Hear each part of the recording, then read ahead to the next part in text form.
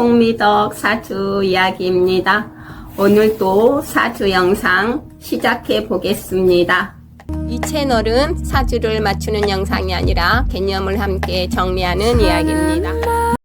오늘도 나는 그 산의 마음으로 살리라. 윤율산부동 원효산부동. 오늘 익히신 후 다시 찾아주셔도 괜찮습니다. 오늘은 천간 임에 대해 이야기해 보겠습니다.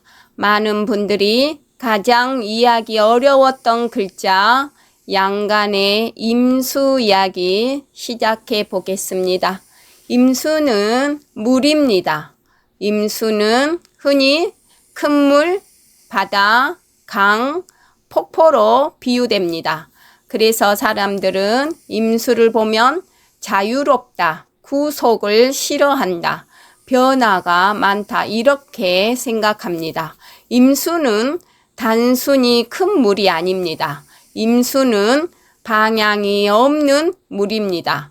컵에 담긴 물은 모양이 있지만 바다는 모양이 없습니다. 그래서 임수는 틀이 없습니다. 틀이 없다는 건 자유롭다는 뜻이 아니라 어디에도 머물지 못한다는 뜻일 수도 있습니다.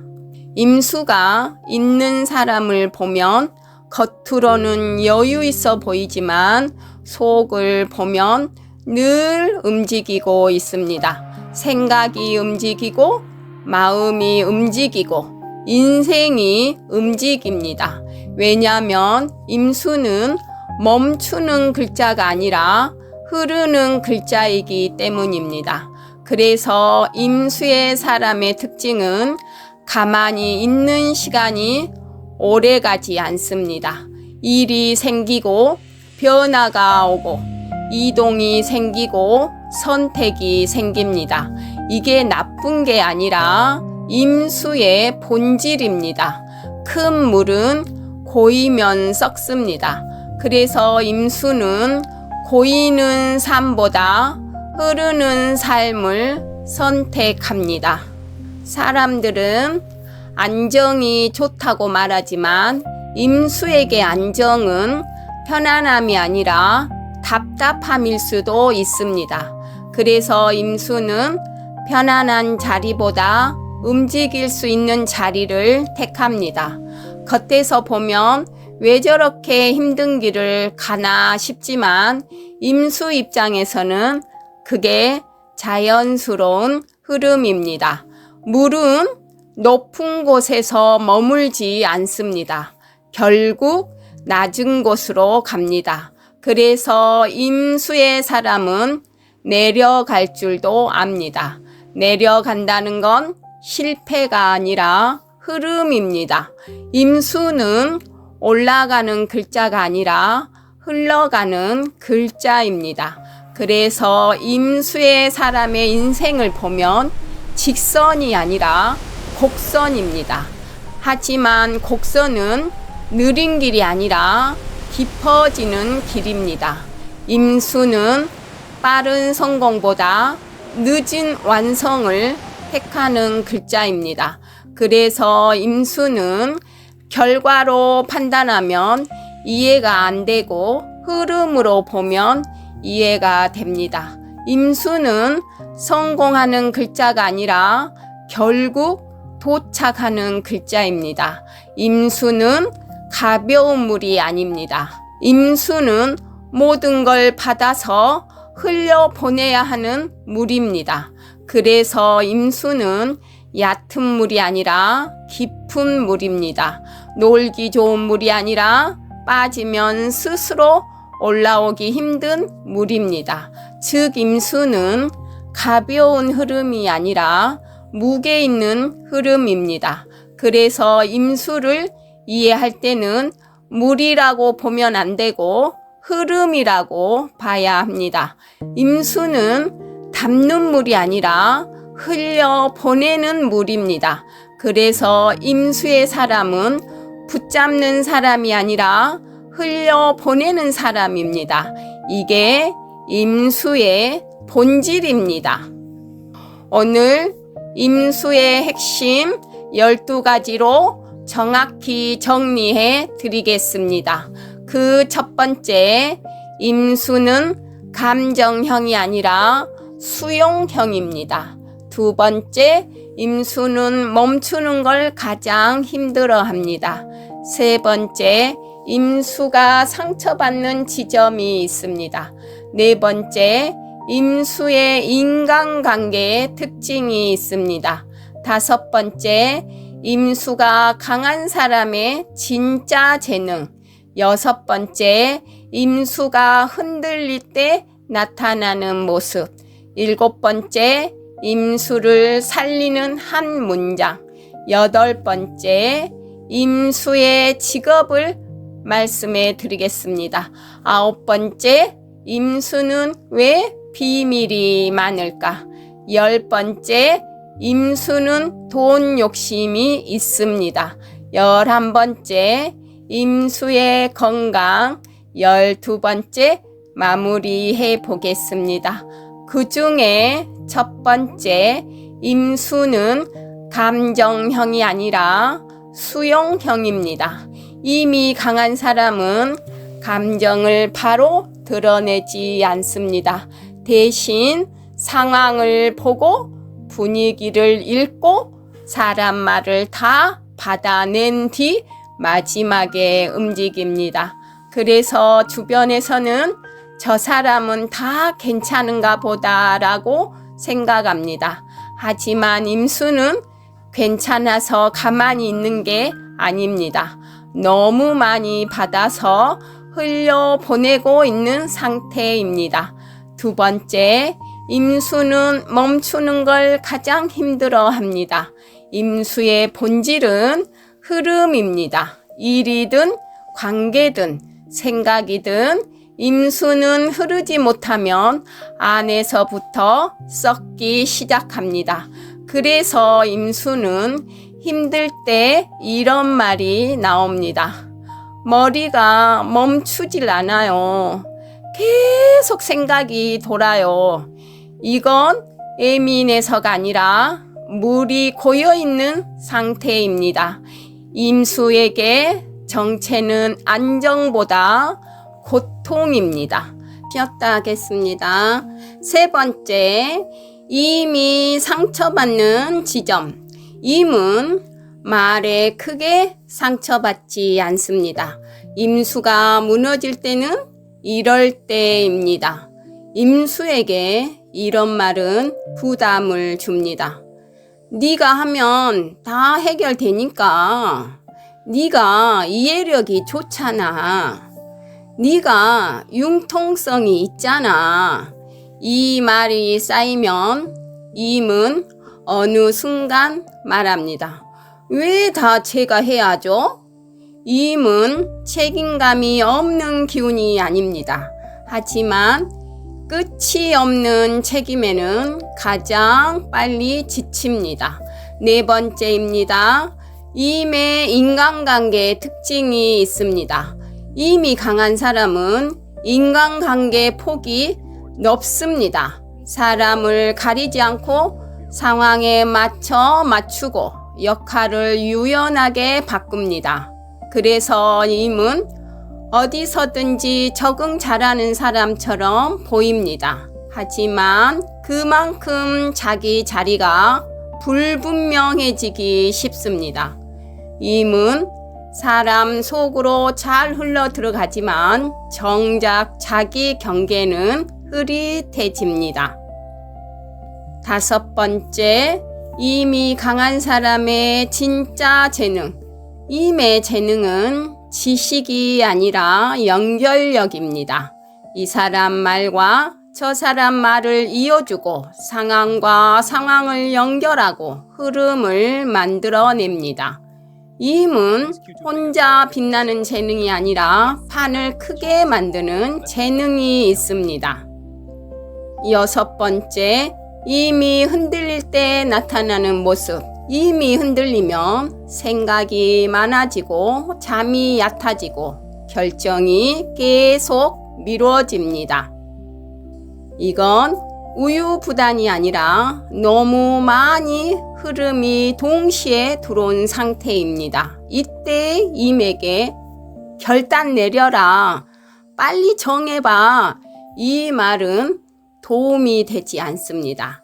임에게 필요한 건 흐름을 줄이는 선택입니다.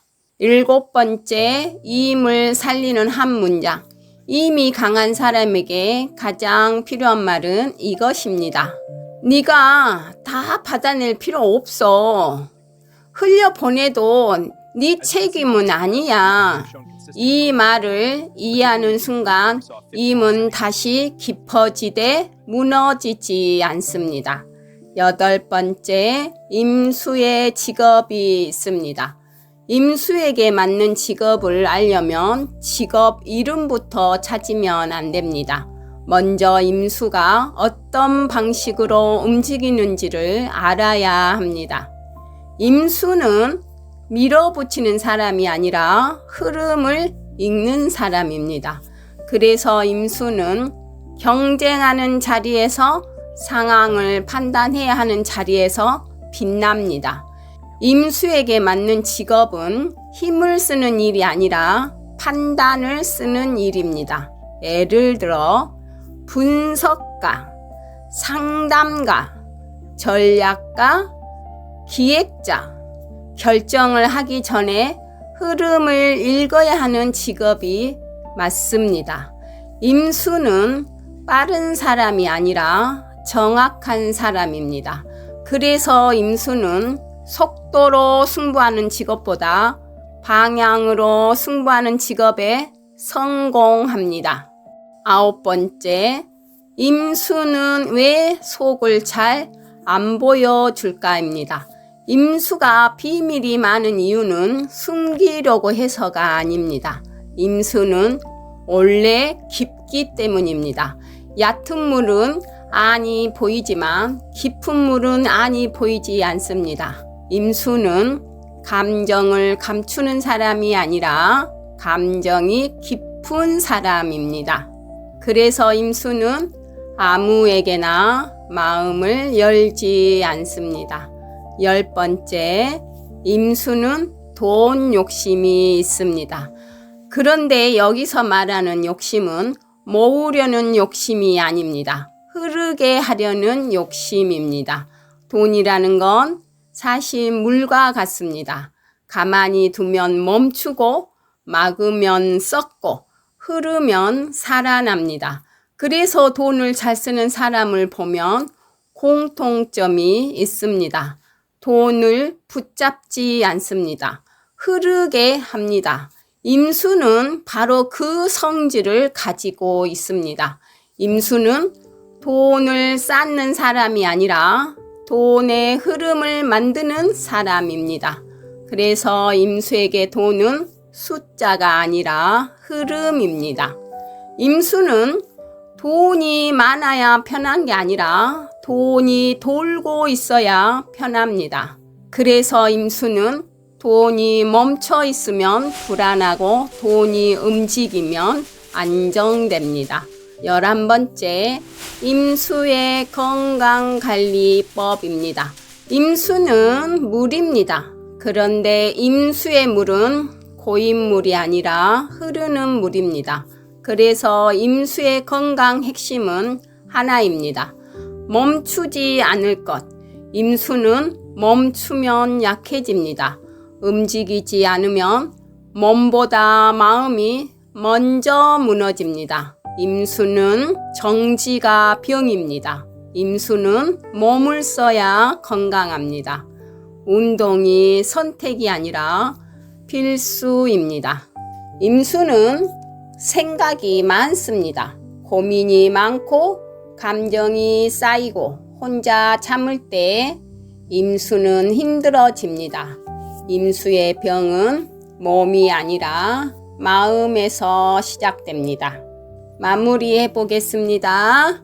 임수는 마음을 다치면 겉으로는 티가 잘 안 납니다. 왜냐하면 임수는 감정을 밖으로 쏟기보다 안으로 담는 사람이기 때문입니다. 그래서 임수가 상처를 받으면 가장 먼저 무너지는 것은 마음이 아니라 기운입니다. 힘이 빠지고 의욕이 줄고 말수가 줄어듭니다. 사람들은 이 모습을 보고 괜찮아 보이는데 라고 생각하지만 사실 임수는 이미 깊이 다친 상태입니다. 임수가 마음을 다치면 화를 내는 게 아니라 조용해집니다. 임수는 사람 나이로 말하면 젊지도 늙지도 않는 나이입니다. 많이 겪었지만 아직 멈추지 않는 나이입니다. 그래서 임수는 서두르지 않습니다. 이미 세상을 한번 본 사람처럼 천천히 보고 천천히 판단하고 천천히 움직입니다. 임수는 왜 늘 바다로 가려고 할까요? 임수는 단순한 물이 아닙니다. 임수는 모든 물의 시작이자 끝입니다. 즉, 근원과 귀환을 동시에 품고 있는 물입니다. 우리가 자연을 보면 시냇물은 산에서 태어나고 강물은 땅을 지나고 결국 어디로 갑니까?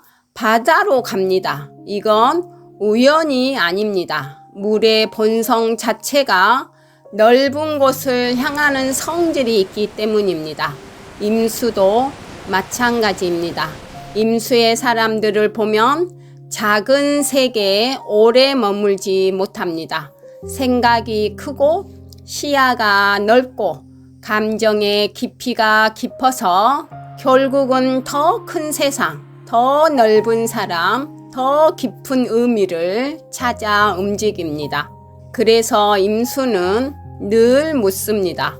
이게 다인가? 더 넓은 세계는 없을까? 나는 왜 여기에 있는 걸까? 이 질문 자체가 이미 바다를 향해 가고 있는 겁니다. 자연에서 물이 고요할 때를 보겠습니다. 잔잔한 호수, 바람 없는 바다. 겉은 멈춘 것 같지만 속은 계속 흐르고 있습니다. 임수도 그렇습니다. 겉으로 조용해 보여도 속에서는 생각이 흐르고 감정이 흐르고 판단이 흐르고 있습니다. 그래서 임수는 말이 없다고 단순한 사람이 아닙니다. 오히려 말이 적을수록 속에서는 더 큰 세계로 움직이고 있는 경우가 많습니다. 또 하나 중요한 특징이 있습니다. 물은 막으면 어떻게 될까요? 썩습니다. 흔들면 어떻게 될까요? 맑아집니다. 임수에게 가장 위험한 상태는 움직이지 못할 때입니다.